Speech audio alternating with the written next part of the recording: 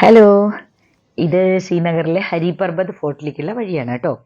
അപ്പോൾ ഇത് 18,500 അടി മുകളിലാണ്, സമുദ്രനിരപ്പിൻ്റെ 18,500 അടി മുകളിലാണ്.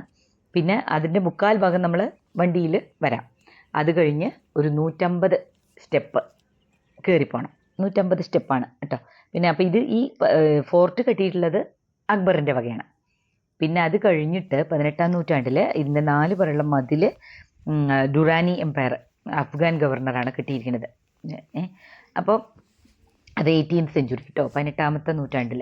അതിൻ്റെ വാതിൽ കണ്ടില്ലേ എൻ്റെ അമ്മ, അതിൽ നമ്മൾ തട്ടുമ്പോൾ ഒരു എന്തോ ഒരു ശബ്ദം. കാരണം ഒരുപാട് കാലമായതല്ലേ, എന്തൊരു കട്ടിയറിയോ അത്. നമുക്ക് തുറക്കാനൊന്നിനും പറ്റില്ല കേട്ടോ. BSFകാരാണ് ഇവിടെ ഇത് ചെയ്യുന്നത്, എന്താണ് കാവലൊക്കെ ഉള്ള കാര്യങ്ങൾ. അപ്പോൾ അവർക്ക് തന്നെ തറയ്ക്കാൻ പറ്റുന്നുണ്ടാവുള്ളൂ. മുകളിലുണ്ട് BSF, മുകളിലിട്ട് താഴത്തുനിന്ന് ഡെയിലി പോയിട്ട് ഭക്ഷണമൊക്കെ കൊണ്ടുവരണത്രേ. എന്തൊരു ലൈഫ് അറിയോ ഇവരുടെ.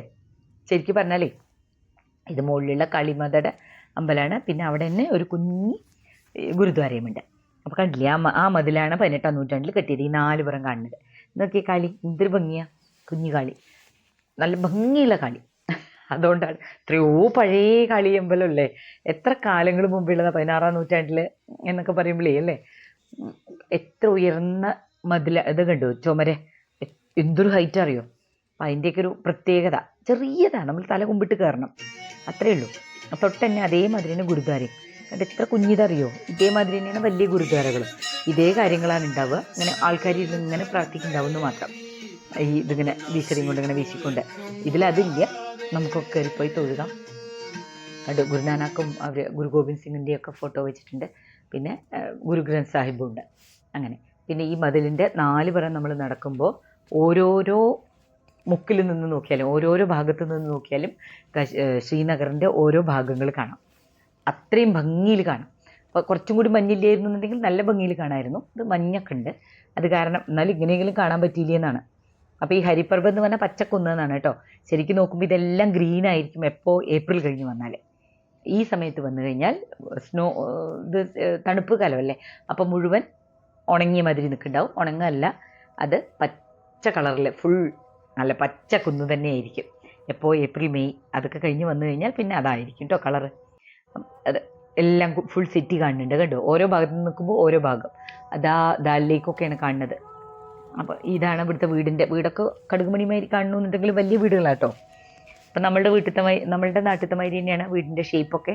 ഇതിൻ്റെ മേൽക്കൂരയുടെ ഷേപ്പൊക്കെ ഇങ്ങനെ ചെരിഞ്ഞതല്ലേ വേണ്ടുള്ളൂ. ടിൻ ഷീറ്റ് കൊണ്ടാണ് ഉണ്ടാക്കിയിരിക്കുന്നത്. കാരണം അതിനെയും കാണുമല്ലോ അടുത്തുനിന്ന്.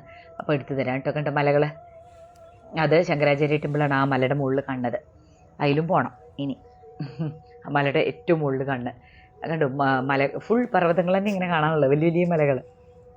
ഇതാണ് വീടുകളുടെ ഒരു ഏകദേശം ഷേപ്പ്. നമ്മളുടെ അവിടുത്തെ മാതിരി തന്നെ, പക്ഷേ ഷീറ്റിൻ്റെ ആണെന്ന് മാത്രം, കട്ടിയുള്ള ടിൻ ഷീറ്റ്. കാരണം ഈ സ്നോ ഒക്കെ വീഴുമ്പോൾ അങ്ങനെ താഴത്തേക്ക് പോകണമല്ലോ. പിന്നെ ഓരോ ഭാഗത്തു നിന്ന് കേട്ടോ ഞാൻ കാണിച്ചു തരുന്നത്. ഓരോ മുക്കിൽ പോയിട്ട് 4 ദിക്കിലും പോയിട്ട് ഞാൻ ഈ മതിലിൻ്റെ അവിടെ പോയിട്ട് കാണിച്ചു തരുന്നത്. അതൊക്കെ ദാലിലേക്കാണ് കേട്ടോ കാണുന്നത്. എല്ലാറ്റിൻ്റെയും നടുവിലാണ് ഇപ്പോൾ ഈ ഹരിപർവ്വത്. ശരിക്കും പറഞ്ഞു കഴിഞ്ഞാൽ ഏറ്റവും നടുവിൽ 4 പുറം ശ്രീനഗർ. അങ്ങനെ കണ്ടോ, കാണുന്നുണ്ടല്ലേ, എന്ത് രസമല്ലേ.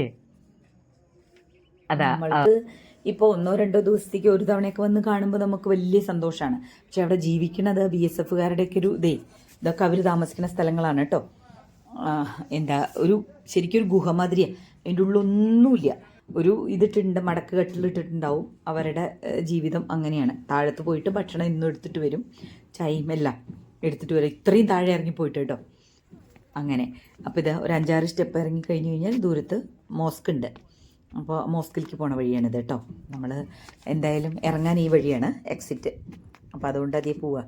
അപ്പോൾ അവിടെ ഒരു ഈ ഞാൻ വിചാരിച്ച സ്വിമ്മിംഗ് പൂളാണ്, അതല്ല, ഇത് മഴവെള്ള സംഭരണിയാണ്. അപ്പം മഴവെള്ളം നിൽക്കും. അപ്പോൾ എനിക്ക് തോന്നുന്നത് ഈ പള്ളിയിൽ പോണവർക്ക് കാലൊക്കെ കഴുകാനും ഒക്കെയുള്ള അതും യൂസ് ചെയ്യാമെന്നാണ്. പക്ഷേ ഇപ്പോൾ പോകുന്നുണ്ടോ എന്ന് എനിക്കറിയില്ല, ആരെയും കണ്ടില്ല അവിടെ അത് ചെയ്യണത് കേട്ടോ. അപ്പം അങ്ങനെ നമ്മളിനി താഴത്തേക്ക് ഇറങ്ങിപ്പോവാൻ പോവാണ് കേട്ടോ. ഇനിയൊന്ന് പുറത്ത് പോട്ടെ. ഇത് ഹസ്രത് ബൽ മോസ്ക് എന്ന് കേട്ടിട്ടുണ്ടാവും അല്ലേ. ഹസ്രത് ബൽ നമ്മുടെ ഏതായിരുന്നു സീതാരാമം ആ ഫിലിമിലൊക്കെ കണ്ടിട്ടില്ലേ, ആ ഒരു മോസ്കിൻ്റെ തൊട്ടുള്ള മാർക്കറ്റാണിത്. മോസ്ക് എടുത്തത് ഞാൻ തെറ്റിപ്പോയി. ഓണാണ് വീഡിയോ എന്ന് വിചാരിച്ചിട്ടുണ്ടായിരുന്നു.